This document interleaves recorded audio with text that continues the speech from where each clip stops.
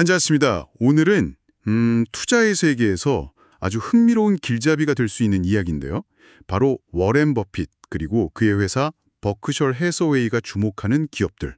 여기에 대해서 좀 더 깊이 한번 들어가 볼까 합니다. 단순히 뭐 어떤 종목을 샀다 이런 뉴스를 넘어서요. 그 선택 뒤에 숨겨진 논리, 이걸 좀 함께 탐색해 보시죠. 버크셔 해서웨이의 포트폴리오. 야, 그 규모가 3,120억 달러래요. 정말 어마어마하죠? 네, 그렇죠. 정말 큰 규모입니다. 많은 분들이 이 거대한 자금이 대체 어디로 흘러가는지 예의주시하고 계실 거예요. 뭐 버핏의 시대가 저물고 이제 그렉 아벨이 이끌게 되더라도 그 오랜 기간 구축해온 핵심 포트폴리오를 갑자기 확 뒤엎진 않을 거다. 이런 시각이 많더라고요. 네, 그럴 가능성이 높죠. 워낙 장기적인 관점에서 투자하는 회사니까요. 그래서 오늘은 이 거대한 포트폴리오 안에서 유독 좀 눈에 띄는 세 기업을 골라봤습니다. 처부, 무디스, 그리고 베리사인. 이 세 곳을 한번 집중적으로 파헤쳐 보려고요. 각기 다른 산업인데 이들이 왜 버크셔의 선택을 받았을까? 또 장기적인 관점에서 왜 매력적으로 평가받는지 그 속내를 좀 들여다보는 시간이 될 겁니다. 자, 그럼 첫 번째 기업부터 시작해 볼까? 네, 좋습니다. 처부부터 가시죠. 첫 주자는 스위스에 본사를 둔 보험사 처부입니다. 세계 최대 규모의 상장 손해보험사 그리고 생명건강보험사 중 하나로 알려져 있죠. 근데 이게 좀 흥미로운 게 원래 이름은 AC 리미티드였대요. 아, 네, 맞아요. 그러다 2016년에 역사가 아주 깊은 처부라는 회사를 인수하면서 그 이름을 이어받았다는 거죠. 네, 그렇죠. 브랜드 가치를 인정한 결정이라고 볼 수 있습니다. 보험업. 생각해보면 참 독특한 매력이 있어요. 경기가 좋든 나쁘든 사람들은 항상 예기치 못한 위험에 대비해야 하잖아요. 그렇죠. 필수적인 거죠. 특히 처부가 주력하는 거, 재산보험, 상해보험, 건강보험. 이거는 정말 우리 삶의 필수적인 부분이라 뭐 허리띠 졸라맨다고 해서 쉽게 없앨 수 있는 그런 성격이 아니죠. 이런 안정성, 이게 투자 관점에서는 정말 큰 매력 포인트가 아닐까 싶습니다. 정확합니다. 바로 그 안정성, 이걸 뒷받침하는 구체적인 숫자가 바로 처부의 뛰어난 재무 건전성이에요. 보험사의 수익성을 가늠하는 핵심 지표 중에 손해율 합산 비율, 영어로는 Combined P&C Ratio라는 게 있는데요. 아, 네. 손해율 합산 비율이요. 네, 쉽게 말하면 보험료 수입 100원을 벌었을 때 보험금 지급하고 사업 운영하는데 얼마를 썼냐, 이걸 보여주는 비율입니다. 이게 100% 미만이어야 이 보험사가 장사를 잘해서 이익을 내고 있구나, 이렇게 판단할 수 있는 거죠. 100% 미만이어야 이익이 난다. 그렇죠.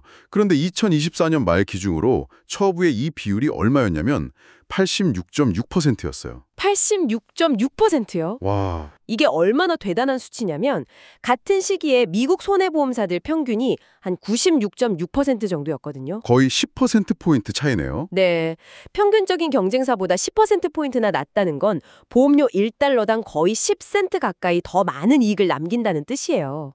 이게 수십억 달러 규모의 보험료 수입을 생각하면 이 작은 비율 차이가 정말 어마어마한 이익 격차로 이어지는 겁니다.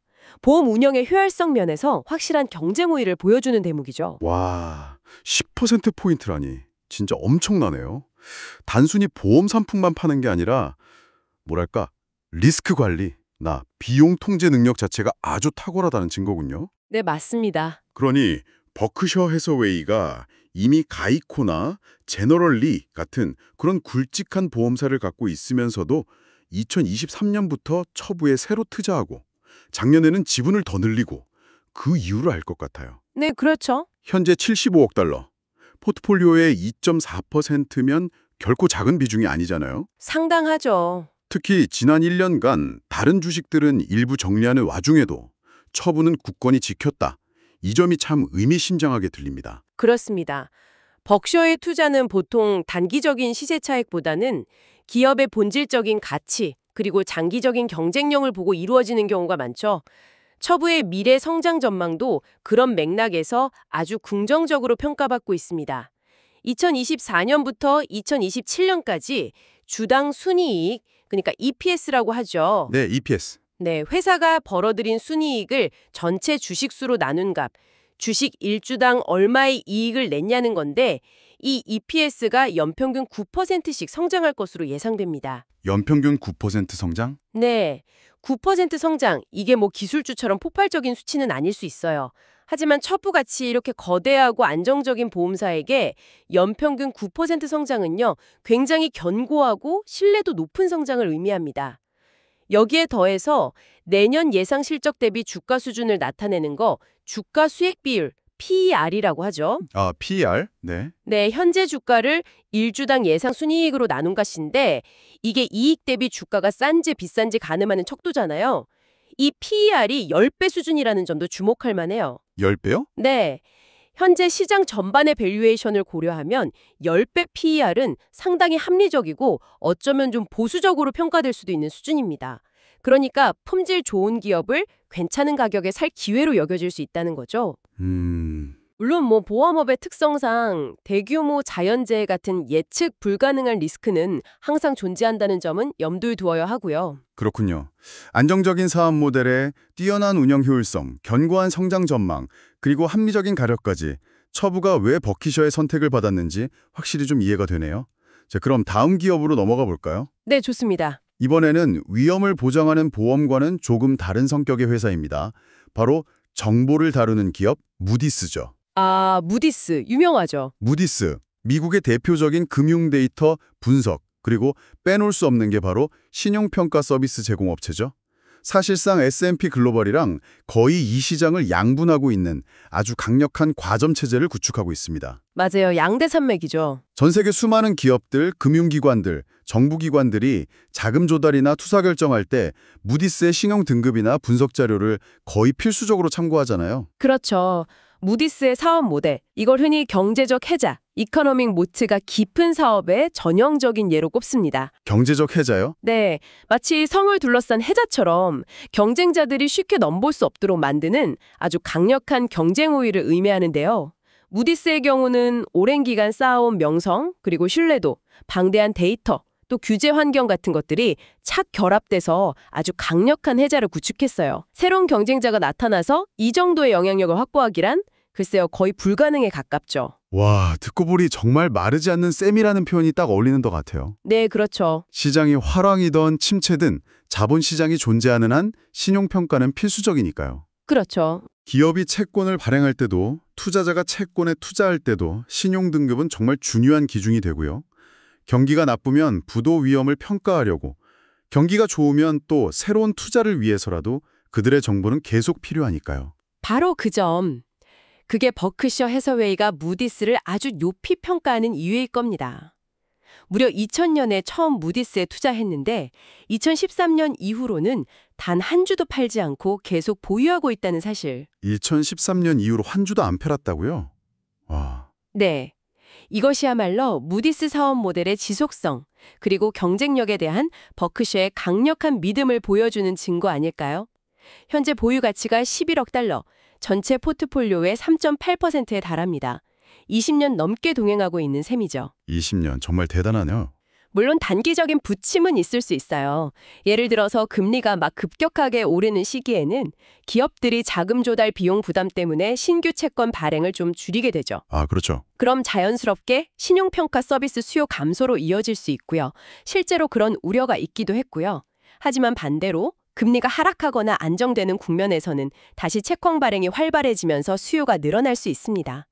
실제로 무디스는 지난 10월에 연간 실적 전망치를 상향 조정하면서 이런 우려를 일부 불식시키기도 했어요. 아, 그랬군요.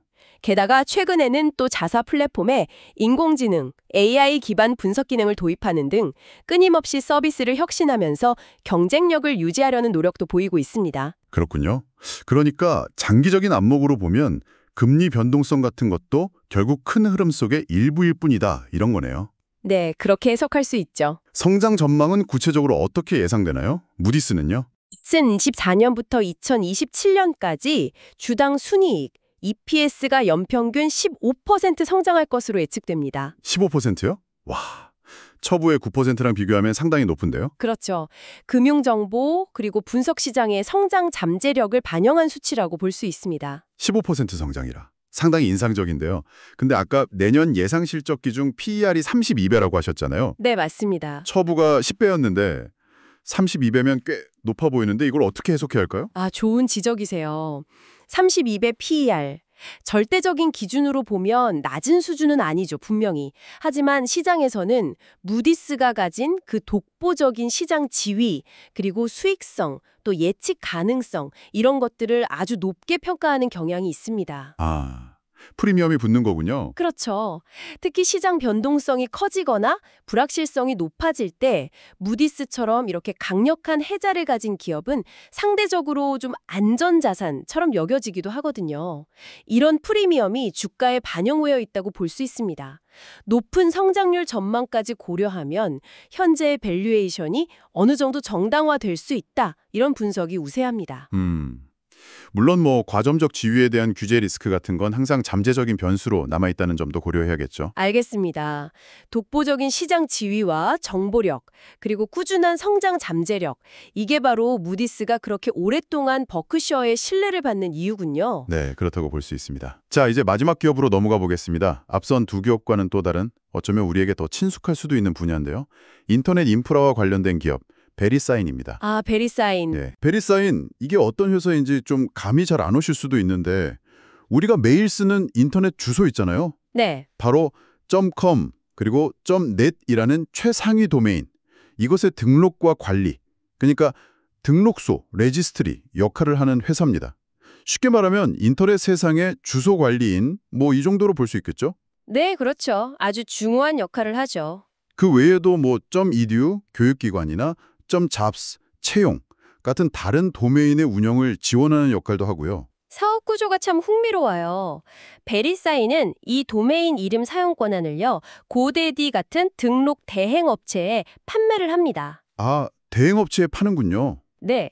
그러면 이 대행업체들이 다시 최종 사용자, 그러니까 우리 같은 기업이나 개인 웹사이트 운영자에게 도메인을 판매하고 관리해주는 방식이에요. 듣고 보니 약간 고속도로 톨게이트 같다는 생각도 드네요. 아, 비유가 좋네요. 네. 인터넷이라는 고속도로를 이용하려면 .com이나 .net이라는 주소가 필요한데 그 주소를 등록하고 또 매년 갱신할 때마다 베리사인은 수수료를 받는 거죠. 정확합니다. 전 세계적으로 인터넷 사용자나 웹사이트 수가 계속 늘어나는 추세를 생각하면 정말 꾸준한 현금 흐름이 예상되는 사업이네요. 정확히 보셨습니다. 실제 십자를 보면 더 명확해지는데요. 2014년 말에 약 1억 3,060만 개였던 .com과 .net 도메인 등록 건수가요, 2024년 말에는 1억 6,900만 개까지 꾸준히 증가했습니다. 10년 동안 3,800만 개 이상 늘어난 거네요. 네, 순증한 거죠. 그리고 더 중요한 건 기존 도메인의 갱신율인데요. 이게 매년 70%대 초반 수준에서 아주 안정적으로 유지되고 있습니다. 70%대 초반이요? 네, 그러니까 10개의 도메인 중에 7개 이상은 다음 해에도 계속 사용료를 내고 갱신한다는 의미예요. 하긴 특별한 이유 없이 운영하던 웹사이트 주소를 바꾸거나 없애는 경우는 진짜 드물죠. 그렇죠. 오히려 새로운 웹사이트들이 계속 생겨나면서 오래돼서 사라지는 웹사이트 수를 충분히 상쇄하고도 남는 그런 구조입니다. 이런 강력한 고객 고착 효과, 영어로는 스티키니스라고 하죠. 이 효과랑 꾸준한 신규 수요 덕분에 베리사인은 시장 상황 변화에 크게 영향을 받지 않고 안정적인 성장을 이어갈 수 있는 힘을 갖췄다. 이렇게 평가받습니다. 이건 역시 아까 말씀드린 경제적 해자의 또 다른 좋은 예시라고 할 수 있겠죠. 그래서 버크셔 해서웨이가 2012년부터 베리사인에 꾸준히 투자해온 것이군요. 벌써 10년이 넘는 기간 동안 관계를 이어오고 있네요. 네, 꽤 오래됐죠. 올해 초에 보유 지분의 약 3분의 1 정도를 매각했다는 소식이 있긴 했지만요. 네, 그 소식이 있었죠. 그래도 여전히 22억 달러 규모, 포트폴리오의 0.7%를 보유하고 있다는 점은 주목할 만합니다. 전부 매각한 게 아니라 일부 차익 실현이나 비중 조절 정도로 해석될 수 있겠네요. 네, 그렇게 보는 시각이 많습니다. 10년 이상 보유하면서 상당한 수익을 거뒀을 거고요. 포트폴리오 내 비중 조절 차원에서의 매각일 수 있습니다. 여전히 핵심 보유 종목 중 하나로 남아있다는 사실이 중요하죠. 베리사인의 성장 전망을 보면 2024년부터 2027년까지 주당 순이익, EPS는 연평균 8% 성장할 것으로 예상됩니다. 8%면 무디스만큼은 아니지만 처부랑 비슷한 수준의 견조한 성장세네요. 그렇죠. 안정적인 성장입니다. 내년 예상 실적 기준 PER은 25배 수준으로 평가받고 있습니다. 25배.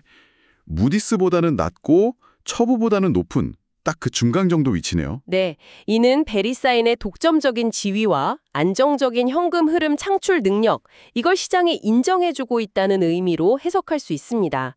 물론 장기적으로 새로운 형태의 인터넷 주소 체계가 등장하거나 기술적인 변화가 생길 가능성도 아예 배제할 수는 없지만 현재로서는 그 가능성이 크지 않다는 것이 일반적인 시각입니다.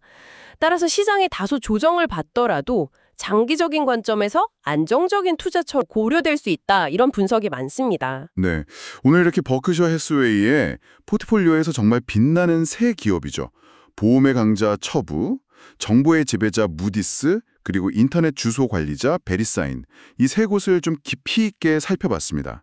각기 다른 영역에서 활동하지만 몇 가지 공통점이 뚜렷하게 보이는 것 같아요. 네, 그렇죠. 공통점이 있죠. 첫째는 외부 환경 변화에 쉽게 흔들리지 않는 강력하고 또 이해하기 쉬운 사업 모델을 가졌다는 점. 네, 둘째는 각자 속한 분야에서 경쟁자들이 넘보기 힘든 확고한 시장 지위, 아까 말씀하신 깊은 경제적 해자를 구축했다는 점. 맞습니다. 해자가 중요하죠. 셋째는 이걸 바탕으로 단기적인 부침은 있을지언정 장기적으로 꾸준한 이익 성장 가능성을 보여준다는 점입니다. 맞습니다. 이런 특징들이 바로 버크셔 해서웨이가 추구하는 가치 투자 철학과 딱 맞닿아 있는 부분이죠. 단순히 시장의 유행을 따르거나 단기적인 성과에 집중하기보다는 기업의 본질적인 가치와 지속 가능한 경쟁력에 주목하는 것, 이게 핵심입니다. 오늘 저희가 살펴본 분석들도 특정 시점의 정보와 전망에 기반한 것이니까요. 투자의 최종 판단은 항상 스스로의 분석과 원칙에 따라서 신중하게 내려야 한다는 점 잊지 말아야 합니다. 그렇죠. 오늘 이야기가 여러분 각자의 투자 아이디어를 발전시키는데 작은 영감이 되었기를 바랍니다. 단순히 유명 투자자를 따라야 하는 것을 넘어서 왜 그런 선택을 했는지 그 배경과 논리를 이해하는 것이 중요하니까요. 여기서 한 가지 더 나아가서 생각해 볼 질문을 좀 던져드리고 싶습니다. 오늘 우리가 살펴본 처부, 무디스, 베리사인처럼 우리 주변 혹은 우리가 관심을 가진 다른 산업 분야에서도 이렇게 강력한 경제적 해자를 가지고 꾸준히 가치를 창출해 나갈 기업은 또 없을까요? 좋은 질문이네요. 어쩌면 우리가 매일 사용하는 제품이나 서비스 속에도 그런 기업이 숨어 있을지 모릅니다. 앞으로 새로운 정보나 기업 소식을 접하실 때, 이 기업의 해자는 뭘까? 이 경쟁 우위는 과연 얼마나 오래 지속될 수 있을까? 하는 질문을 스스로에게 던져보시는 건 어떨까요? 이런 고민들이 하나하나 쌓이면 분명 세상을 보는 또 다른 깊이 있는 시각을 갖게 되실 겁니다. 네, 정말 좋은 질문이네요. 변화 속에서도 변치 않는 가치를 찾는 여정, 앞으로도 계속해서 함께 탐색해 나가면 좋겠습니다. 오늘은 여기서 마무리하고요. 다음에 또 흥미로운 주제로 여러분을 찾아뵙겠습니다.